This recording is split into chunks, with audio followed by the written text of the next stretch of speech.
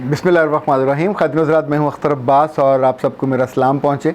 मैं जब ट्रेनिंग में आया 2006-07 की बात है, तो उस वक्त हमने एक केस स्टडी तैयार किया और केस स्टडी हर ट्रेनिंग में मैं तलबा से, स्टूडेंट से, उनसे भी पूछता था और मुख्तलिफ जब कॉर्पोरेट के ट्रेनिंग्स होती थी वहाँ भी पूछता था। इनफैक्ट जब हम कोई गलती करते हैं तो गलती के जवाब को बनाने में आप कितने लॉजिकल होते हैं और आपकी ज़िंदगी का ईमान या वैल्यूज़ कितना उसको उस वक्त सपोर्ट कर रहा होता है, दैट्स मोर इम्पॉर्टेंट।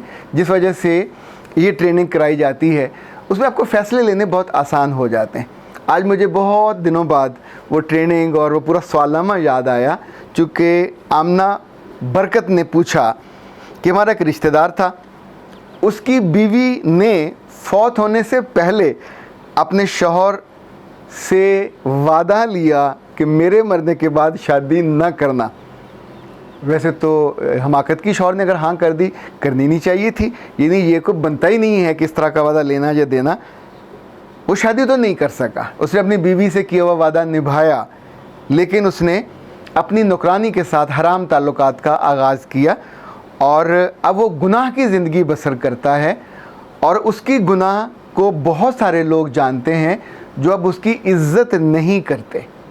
ख़ातिन हज़रात, मुमकिन है हमारे यहाँ चूँकि बहुत से दिल जले ऐसे होते हैं कि जो हर गलत काम की भी तौजीह कर लेते हैं, उसके लिए भी जवाज़ देते हैं। अच्छा, घर में बीवी खुश नहीं थी तो मैं बाहर किसी तवाइफ के पास चला गया, मेरे साथ ये मसला हुआ तो मैंने दफ्तर में किसी के साथ ताल्लुकात बना लिए, मेरे साथ ये हुआ तो मैं दूसरे शहर में या दूसरे मुल्क में था, वहाँ मैंने ये गुनाह कर लिया। जब जब आप गुनाह करेंगे तो तब रिस्पॉन्सिबिलिटी महल्ले वालों की नहीं होगी, ना किसी मसले वाले की होगी, ना जिसने मसला पैदा किया उसकी होगी। लाइक वो जो केस स्टडी था वो ये था कि एक साहब की बीवी बीमार थी, सख्त बीमार, कैंसर था। उसकी वो दवाई लेने गए तो उसने कहा कि 1 लाख रुपए की मेडिसिन है।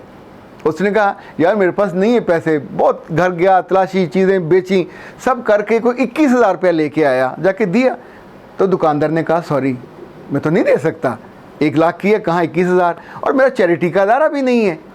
तो ही केम बैक, लेकिन अब वो दुकान के बाहर बैठ गया, रोने लग गया, सोचता रहा कि बीवी मेरी मर जाएगी, मेरे बच्चे रुल जाएंगे, मेरा घर ख़त्म हो जाएगा। रात हुई, वो वहीं टेक लगा के सो गया। आधी रात को जब चारों तरफ सन्नाटा था वो उठा, दुकान का उसने ताला वाला तोड़ा, अंदर गया, मेडिसिन उठाई, अभी उठा के वो भागने लगा कि पुलिस आ गई और वो पकड़ा गया। तो अब वो हथकड़ी लगा के, हाथ में उसके वो मेडिसिन भी है उसकी बीवी को बचाने वाली, तो वो जेल जा रहा, कोर्ट में चला गया। सवाल ये था कि कोर्ट उसके साथ क्या करे। ओके, अब जितने आमतौर पे हमारे पार्टिसिपेंट्स होते थे तो उनमें से बेशतर के दिल नरम होते थे, दिलगीर होते थे और वो उसी के साथ कि कितना जुल्म है, अदालतों का कितना जुल्म है, पुलिस का कितना जुल्म है, दवाई उसके पास थी तो बीवी को दे देनी चाहिए थी। तो फिर हम एक लम्हे को रोकते थे, पूछते थे कि अगर वो औरत उसकी बीवी न होती, आपने उसके बारे में अखबार में ख़बर पड़ी होती, तो क्या फिर भी जाके ताला तोड़ते? दूसरा सवाल था, अगर वो औरत आपकी बीवी ना होती, अखबार वाली भी ना होती, आपके मोहल्ले में कहीं किसी घर में रहने वाली होती, तो क्या फिर भी करते? तीसरा सवाल था, अगर वो औरत किसी और मुल्क में रह रही होती और आपको इतना ही दुख होता, गम होता, उसके लिए आप मुस्तरब होते, तो क्या फिर भी यही करते? देखिए, सिचुएशन तो एक ही है, सिर्फ रोल देखने की निगाह का जो डिस्टेंस है ये फ़र्क हो रहा है। तो जहाँ असूल लगेगा, जहाँ ज़ाब्ता लगेगा, वो यूनिवर्सल होगा। अगर बीवी के कहने पे आप शादी नहीं करते, वादा कर लेते हो, तो उसकी ज़िम्मेदारी उसकी नहीं है, आपकी है। या तो निभाइए, इंसान बनिए, पर आपने वो भी नहीं किया, उससे 10 गुना ज़्यादा गलीज़ काम किया, हराम काम किया। नतीजा क्या हुआ? वो बीवी वहाँ बड़ी राहत में होगी। जब जब वहाँ वो आपको ये हरकतें करती देखती होगी तो उस पर बड़े फूल गिरते होंगे और बड़े दिल में उसको सुकून और सुरूर आता होगा। वो वहाँ वो कचीचियाँ बटती होगी कि इसकी ऐसी की तैसी, मेरे साथ वादा ये किया और कर क्या रहा है। याद रखिएगा, आप दफ्तरों में जब काम करते हैं तो आपके पास छोटी छोटी बेशुमार चीज़ें होती हैं, आप उठा के घर ले जा सकते हो, पर मैं कितने ही ऐसे लोगों को जानता हूं जिन्होंने कभी आंख उठा के दफ्तर की चीज़ पे बाल पॉइंट तक लेके नहीं जाते, बल्कि मेरे जो बहुत आइडियल हैं, जिनको मैं बहुत पसंद करता हूं, अब्दुल्ला बिन मुबारक, बड़े कमाल आलिम थे। एक दफ़ा इन्होंने लिखने के लिए दिमिश्क से किसी से कलम लिया, तो लिख के वो भूल गए उसको देना, वहाँ से चल पड़े। वहाँ से शायद वो बसरा आ गए, वहाँ को उन्हें याद आया कि ये पेन तो मैं साथ ले आया हूँ, जो कलम उनका था। देन ही वेंट बैक, जाके उसको शुक्रिया अदा किया, उससे माजरत की, इसलिए कि रिस्पॉन्सिबल आप हो, कोई और नहीं है। ज़िंदगी में 20 फैसले ऐसे आते हैं जो आपको करने होते हैं। मर्द बना करें, ये अगर औरत हैं तो फिर शेरनी बना करें, शेरों की तरह फैसला करें, डट जाएं। शेर को भूख ना हो तो पास से हिरन गुजरते रहें, हिरन के बच्चे गुजरते रहें, वो टांग भी ऐसे नहीं करता, उसका ज़र्फ इतना ज़्यादा होता है। अच्छा, बाज़ जानवर जो लगड़ बगड़ हैं, कुछ और ऐसे जानवर हैं जो अंदर से कम ज़र्फ़ी के मारे हुए होते हैं, वो हर राह चलती चीज़ को, हर पास से गुजरते जानदार को शिकार करने की कोशिश भी करते हैं। खाया भी नहीं जाता, बाद में लूमड़ियाँ खाएं, बाद में कव्वे खाएं, बाद में चीलें खाएं, गिद्धें खाएं, और उसका लिए वो सामान होगा, खुद उनके पेट में नहीं जाएगा।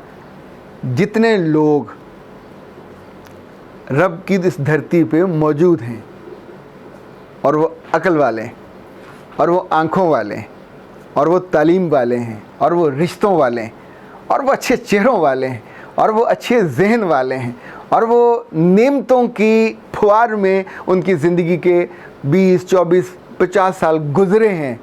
मुझे तो सिर्फ उनसे एक बात कहनी है कि है भले लोगों, तुम प्यारे बनो तो बहुत अच्छे लगोगे, पर प्यारा कोई शक्ल से नहीं बनता, प्यारा उस कंसिस्टेंसी से बनता है, मुस्तकिल मिजाजी से बनता है। देखिए, हमको बंदा एक दफ़ा सच बोले ना, उसे सच्चा नहीं कहते, कोई एक दफ़ा झूठ बोले तो झूठा भी नहीं कहते। जब कोई कॉन्जेक्टिव झूठ बोलता है तो फिर वो आला तरीन डिग्री पे जाता है, झूठा, महा झूठा, झूठों का बाप, झूठों का बादशाह वगैरह वगैरह। इसी तौर पे जो सच्चा होता है, ये उसकी भी तारीफ़ के दर्जे होते हैं। एक वक्त आता है जब वो सादिक बनता है, एक वक्त आता है जब वो अमीन बनता है, उसके लिए दी या दा का लफ्ज़ लगने लगता है, द ओनली, कि ये है उस मनसब पे रहने वाला।